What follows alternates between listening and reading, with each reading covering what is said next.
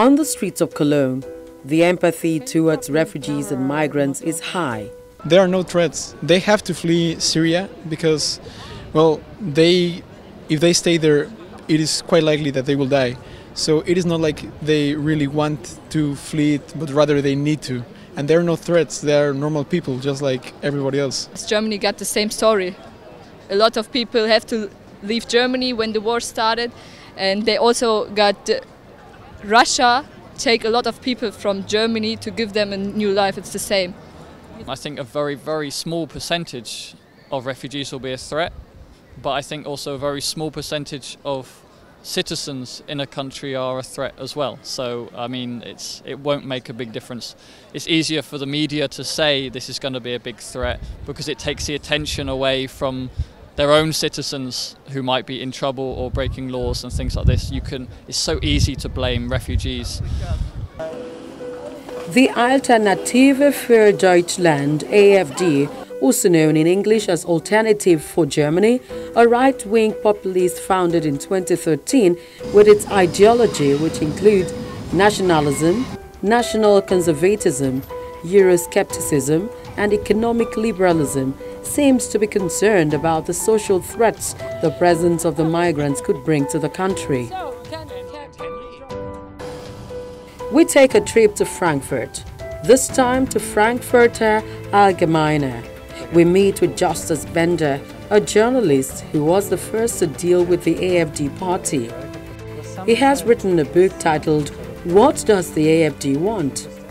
This is critical of the AfD's radical ideologies. Well, it's mostly about the question what the AfD wants, because it's a new party. Everybody was unsure at the beginning, is it a right-wing radical party or more a right-wing populist party, or is it maybe just another conservative party? It is a populist party, which means that they are anti-establishment.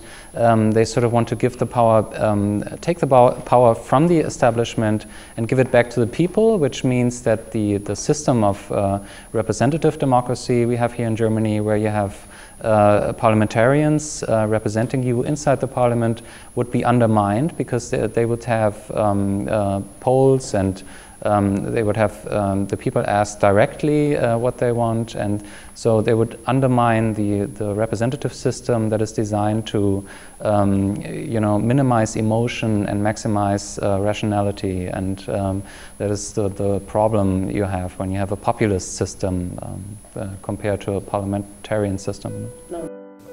Justus says the AfD may want to use the initial fears of the attacks in Berlin to get the attention of the people to it. In Eastern Germany, you don't have so much commitment historically of people towards a certain party. Everything is more flexible, more flowing, so to say. So a new party like the AfD can more easily attract attention, can more easily attract members. And also the eastern part of Germany is less tolerant towards migrants. Traditionally, most people don't know any migrants. They have never seen somebody from Africa. They've never seen somebody from an Arab country. What I always say about the AfD is that they're not so much sort of generating their support, but the support for these positions is there. There is a fear in the population, and they're merely exploiting it. So I think it's more like they are riding a wave that they didn't generate themselves, and if they wouldn't ride it, someone else would. The AfD may be winning to its side conservative Germans through its radical agenda, which includes the shutting down of the borders, the shutting out of refugees and migrants from the country, and also a return to the German currency, the mark. But how strong enough are these ideologies to the liberal German? Figures from the Worldometers indicate that Germany's population currently stands at 80,634,717. That's according to United Nations' latest estimates. Germany has about 1 million refugees who are daily reached via a special web programs rolled out in 4 languages, produced and aired on the German regional public broadcaster WDR. Refugees must be informed about just everything, according to Alena Jabatin, the editor WDR for you? The kind of information that we give them is changing with the time. Because in 2015 we had many refugees arriving in Germany, many new people every day, and they needed very basic information. Many of them had no idea where they are, how to proceed, how to find a camp, how to move from A to B. They didn't know their rights. So this is when we started giving very basic information, like survival information.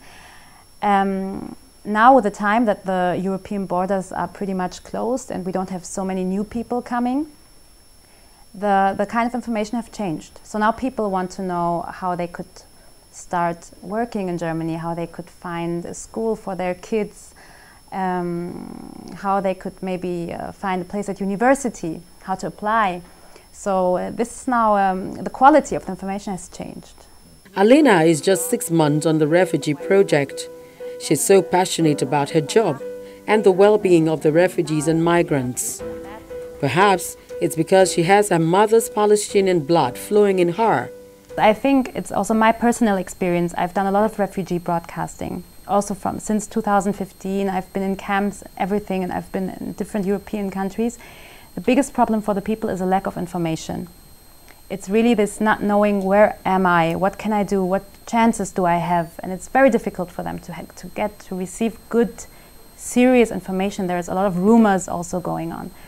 So I think what we provide them with, like serious information in their language, is like the most important thing that we could do as also German society. It's a very important tool for the integration of those people as well. Sometimes we do live streams with experts. We invite someone, like a gynecologist, who would tell them, if you are pregnant, how you can have a baby in Germany, how you have to find a hospital, you know. Twice we invited a psychologist, and she would answer questions from refugees for 2 hours. And it was very hard to listen to those questions because people were talking about suicide, about depression. And of course you cannot help them in a live stream, but just giving them the feeling that there is someone caring about that and listening to them, you know, and telling them that there is help and where they can find help. I think it's very important. Currently, the programs from WDR has attracted 300,000 followers on Facebook.